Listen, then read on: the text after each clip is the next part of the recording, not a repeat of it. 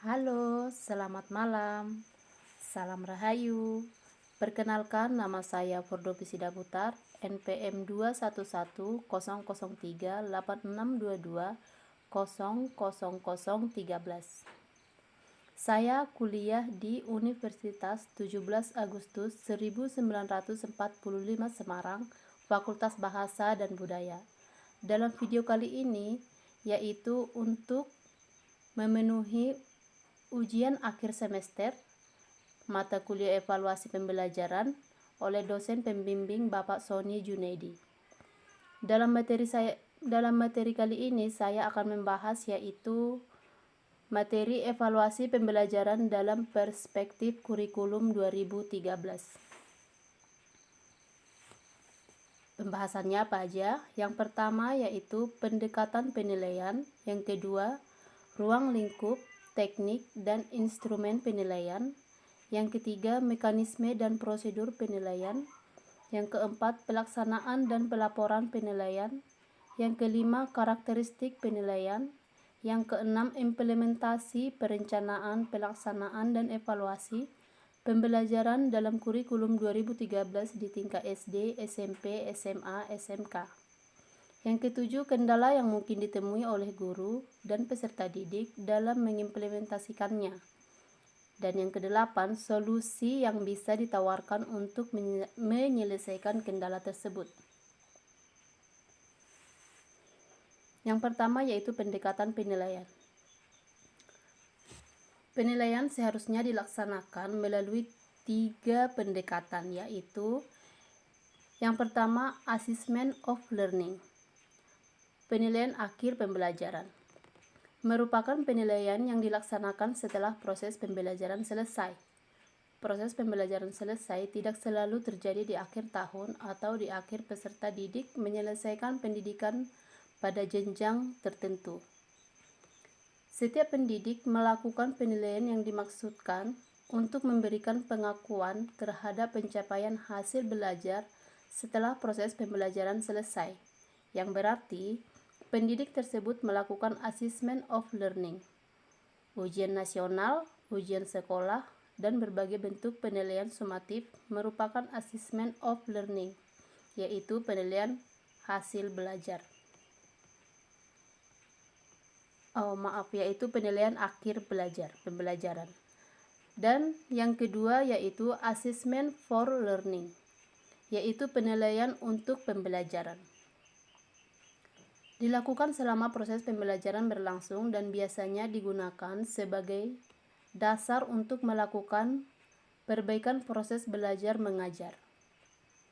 Pada assessment for learning, pendidik memberikan umpan balik terhadap proses belajar peserta didik, memantau kemajuan dan menentukan kemajuan belajarnya. Assessment for learning juga dapat dimanfaatkan oleh pendidik untuk meningkatkan performa peserta didik, penugasan, presentasi, proyek, termasuk kuis, dan contoh-contoh bentuk assessment for learning. Dan yang ketiga yaitu assessment as learning, yaitu penilaian sebagai pembelajaran. Mempunyai fungsi yang mirip dengan assessment for learning, yaitu berfungsi sebagai formatif dan dilaksanakan selama proses pembelajaran berlangsung. Perbedaannya, assessment as learning melibatkan peserta didik secara aktif dalam kegiatan penilaian tersebut.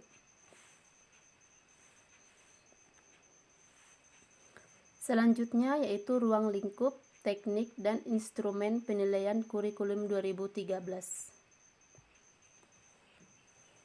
Penilaian hasil belajar peserta didik mencakup kompetensi sikap, pengetahuan, dan keterampilan yang dilakukan secara berimbang sehingga dapat digunakan untuk menentukan posisi relatif setiap peserta didik terhadap standar yang telah ditetapkan.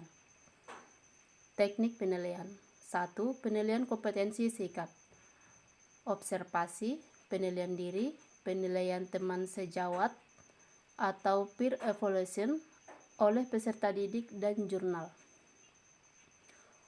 Observasi merupakan teknik penilaian yang dilakukan secara berkesinambungan dengan menggunakan indera, baik secara langsung maupun tidak langsung, dengan menggunakan pedoman observasi yang berisi sejumlah indikator perilaku yang diamati. Yang kedua, penilaian diri merupakan teknik penilaian dengan cara meminta peserta didik untuk mengemukakan kelebihan dan kekurangan dirinya dalam konteks pencapaian kompetensi. Yang ketiga yaitu penilaian antar peserta didik atau teman sejawat. Merupakan teknik penilaian dengan cara meminta peserta didik untuk saling menilai terkait dengan pencapaian kompetensi. Instrumen yang digunakan berupa lembar penilaian antar peserta didik. Dan yang terakhir yaitu jurnal. Jurnal merupakan catatan pendidik di dalam dan di luar kelas yang berisi informasi hasil pengamatan tentang kekuatan dan kelemahan peserta didik yang berkaitan dengan sikap dan perilaku. 2. Penilaian kompetensi pengetahuan. Penilaian kompetensi pengetahuan ada tes tulis, tes lisan, dan penugasan. Tes tulis berupa soal ganda, isian, jawaban singkat, benar atau salah, menjodohkan, dan uraian. Yang kedua, tes lisan. Tes lisan berupa daftar pertanyaan. Dan yang ketiga yaitu penugasan. Penugasan berupa pekerjaan rumah dan atau proyek yang dikerjakan secara individu atau kelompok. 3. Penilaian kompetensi keterampilan, yaitu tes praktik, proyek, dan penilaian portofolio. Tes praktik adalah penilaian yang menuntut respon berupa keterampilan, melakukan suatu aktivitas atau perilaku sesuai dengan tuntutan kompetensi. 2. Project. Project adalah tugas-tugas belajar atau learning text yang meliputi kegiatan perancangan, pelaksanaan, dan pelaporan secara tertulis maupun lisan dalam waktu tertentu. Ketiga yaitu penilaian portofolio. Penilaian portofolio adalah penilaian yang dilakukan dengan cara menilai kumpulan seluruh karya peserta didik dalam bidang tertentu yang bersifat reflektif untuk mengetahui minat, perkembangan prestasi, atau kreativitas peserta didik dalam ukuran waktu tertentu. Nah, di sini ada contoh instrumen penilaian sikap pada kurikulum 2013. Di sini kita bisa membaca yang ada di layar, yaitu penilaian sikap spiritual. Di sini ada berdoa sebelum melakukan aktivitas, beribadah tepat waktu. Ada dua pilihan, ya atau tidak, berdoa sesuai agamanya, ya atau tidak. Di sini kita bisa sama-sama membaca. Dan yang selanjutnya yaitu contoh instrumen penilaian pengetahuan dan keterampilan ekstrakurikuler. Di sini ada penilaian pada rapot, ada pendidikan agama, ada pendidikan Pancasila, ada bahasa Indonesia, dan lain sebagainya. Dan penilaian ekstrakurikuler di sini ada pramuka dan gulat. Nah, di sini keterangannya dibuat dalam kegiatan pramuka, apakah dia sudah melakukan dengan baik atau tidak. Di sini bisa ada kita lihat ada predikat dan keterangannya.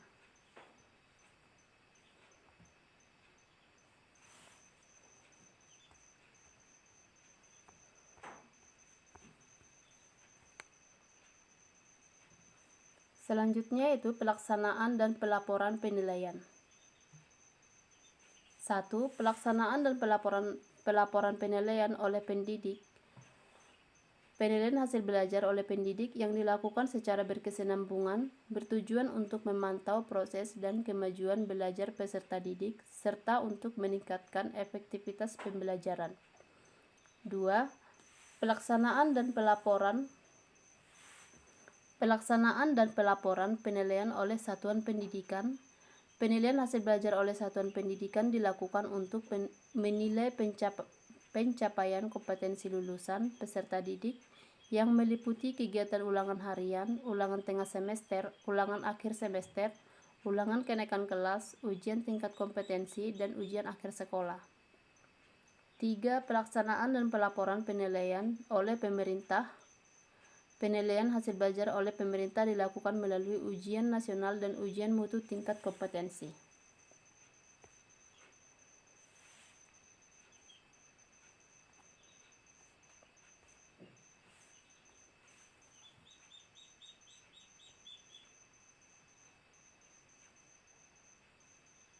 Selanjutnya yaitu mekanisme dan prosedur penilaian. 1. Penilaian hasil belajar pada jenjang pendidikan dasar dan menengah dilaksanakan oleh pendidik, satuan pendidikan, dan pemerintah atau lembaga mandiri. 2. Penilaian hasil belajar dilakukan dalam bentuk penilaian otentik, penilaian diri, penilaian proyek, ulangan harian, ulangan tengah semester, ulangan akhir semester, ujian tingkat kompetensi, ujian mutu, tingkat kompetensi, ujian sekolah, dan ujian nasional. 3. Perencanaan ulangan harian dan pemberian proyek oleh pendidik sesuai dengan silabus dan dijabarkan dalam rancang pelaksanaan pembelajaran. 4. Ujian nasional dilaksanakan sesuai langkah-langkah yang diatur dalam prosedur operasional standar atau POS. 5. Hasil ulangan harian diinformasikan kepada peserta didik sebelum diadakan ulangan harian berikutnya. 6. Hasil penilaian oleh pendidik dan satuan pendidikan dilaporkan dalam bentuk nilai dan deskripsi pencapaian kompetensi kepada orang tua dan pemerintah.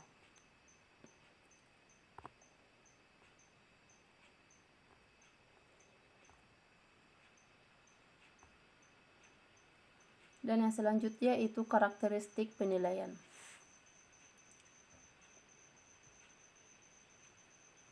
Karakteristik penilaian. 1. Belajar tuntas. Untuk kegiatan KI 3 dan KI 4 atau kegiatan inti 3, peserta didik tidak diperkenankan mengerjakan pekerjaan berikutnya sebelum mampu menyelesaikan pekerjaan dengan prosedur yang benar dan hasil yang baik sesuai dengan KKM yang ditentukan. Yang kedua yaitu autentik.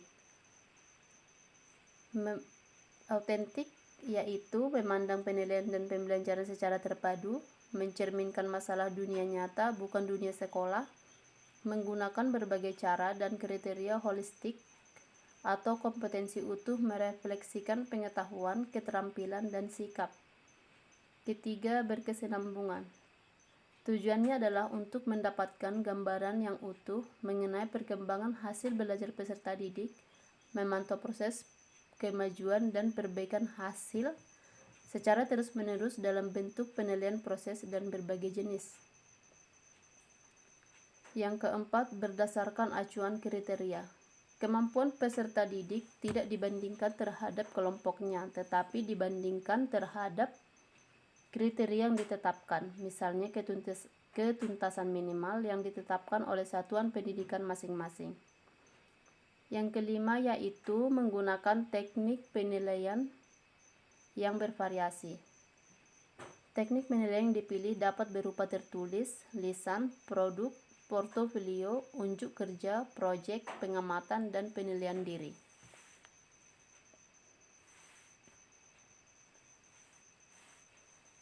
Selanjutnya yaitu implementasi, perencanaan, pelaksanaan, dan evaluasi pembelajaran dalam kurikulum 2013 di tingkat SD, SMP, SMA, SMK.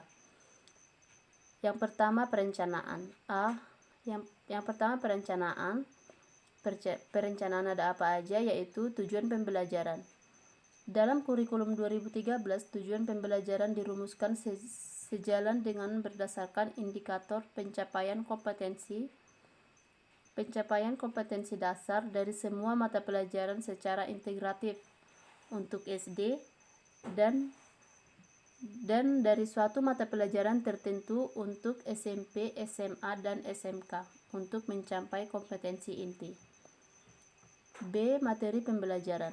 Materi pembelajaran adalah segala sesuatu yang menjadi isi kurikulum yang harus dikuasai oleh peserta didik sesuai dengan kompetensi dasar dalam rangka pencapaian kompetensi inti setiap mata pelajaran dalam satuan pendidikan tertentu. materi pembelajaran berupa fakta, konsep, prosedur, prinsip, dan keterampilan. C. Pendekatan strategi, metode, dan teknik pembelajaran. Pendekatan pembelajaran yang harus dikembangkan adalah pendekatan ilmiah, yakni meliputi mengamati, menanya, mencoba, mengolah, menyajikan, menyimpulkan, dan menciptakan untuk semua mata pelajaran yang diselenggarakan secara menyenangkan, menantang, memotivasi peserta didik untuk berpartisipasi aktif serta memberikan ruang yang cukup bagi kemandirian sesuai dengan bakat, minat, dan perkembangan fisik dan psikologis peserta didik. D. Media pembelajaran. Media ini meliputi bahan, peralatan, atau kegiatan yang menciptakan kondisi yang memungkinkan peserta didik memperoleh sikap, pengetahuan, dan keterampilan.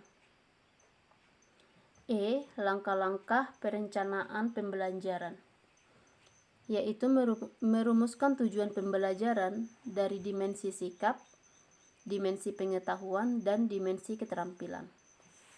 Selanjutnya yaitu pelaksanaan. Pelaksanaan merupakan implementasi dari RPP, meliputi pendahuluan, isi, dan penutup. A. Kegiatan pendahuluan. Yang pertama, menyiapkan peserta didik secara psikis dan fisik untuk mengikuti proses pembelajaran. Selanjutnya, mengajukan pertanyaan-pertanyaan yang mengaitkan pengetahuan sebelumnya dengan materi yang akan dipelajari. Selanjutnya, menjelaskan tujuan pembelajaran atau kompetensi dasar yang akan dicapai. B. Kegiatan inti. Kegiatan inti menggunakan model pembelajaran, metode pembelajaran, media pembelajaran, dan sumber belajar yang disesuaikan dengan karakteristik peserta didik dan mata pelajaran. C. Kegiatan penutup, yaitu seluruh rangkaian aktivitas pembelajaran dan hasil yang diperoleh selanjutnya dapat menemukan manfaat langsung maupun tidak langsung dari hasil pembelajaran yang telah berlangsung. Selanjutnya, memberikan umpan balik terhadap proses dan hasil pembelajaran. Selanjutnya, melakukan kegiatan tindak lanjut dalam bentuk pemberian tugas, baik tugas individu maupun kelompok. Implementasi selanjutnya yaitu evaluasi. Evaluasi bersifat komprehensif yang meliputi pengukuran, penilaian, analisis, dan interpretasi informasi data untuk menentukan sejauh mana peserta didik telah mencapai tujuan pembelajaran yang dilakukan, dengan tujuan untuk mengetahui tingkat keberhasilan sesuatu program pendidikan, pengajaran, atau pelatihan yang dilaksanakan. Di samping itu, evaluasi pada hakikatnya merupakan suatu proses membuat keputusan tentang nilai suatu objek. Tujuan dari pembelajaran itu sendiri yaitu adalah perubahan perilaku peserta didik, baik perubahan dari aspek kognitif, efektif, maupun psikomotorik. Selanjutnya itu kendala yang mungkin ditemui oleh guru dan peserta didik dalam melakukan implementasi. Yang pertama yaitu sulitnya untuk menyesuaikan metode pembelajaran, kurangnya penguasaan model pembelajaran yang sesuai dengan kurikulum 2013. Yang kedua yaitu minimnya waktu dalam proses belajar mengajar, kurangnya pembinaan dari Dinas Pendidikan dalam kurikulum 2013, sehingga guru hanya mampu mengikuti jadwal yang diberikan oleh pihak sekolah. Yang ketiga, sistem penilaian yang memiliki banyak aspek. Yang keempat, guru juga terlalu sulit untuk memadukan muatan dan pengajaran dalam pembelajaran tematik. Yang kelima, peserta didik juga kesulitan dalam memahami pembelajaran yang ada di kurikulum 2013 ini seperti pembelajaran tematik, yang mana dalam pembelajaran tematik ini banyak memadukan beberapa tema sehingga peserta didik tidak dapat fokus dengan satu pembelajaran saja. Nah, lalu apa solusi yang bisa ditawarkan untuk menyelesaikan kendala tersebut? Yang pertama yaitu Woroscope yang membahas cara mengajarkan kegiatan pembelajaran yang dimaksudkan dalam kurikulum 2013, meningkatkan proses dan hasil pembelajaran yang dilaksanakan secara kolaboratif dan berkelanjutan oleh sekelompok guru. Yang kedua yaitu pertemuan antar sekolah yang sudah menerapkan kurikulum 2013. Pertemuan ini mengumpulkan semua perwakilan sekolah yang ditunjuk melaksanakan kurikulum 2013 untuk mengevaluasi tahap awal penerapan pola pembelajaran baru dalam sebulan terakhir. Nah, demikian presentasi dari saya. Jika ada perkataan yang salah, saya mohon maaf karena di sini saya masih belajar dan semoga kedepannya saya bisa lebih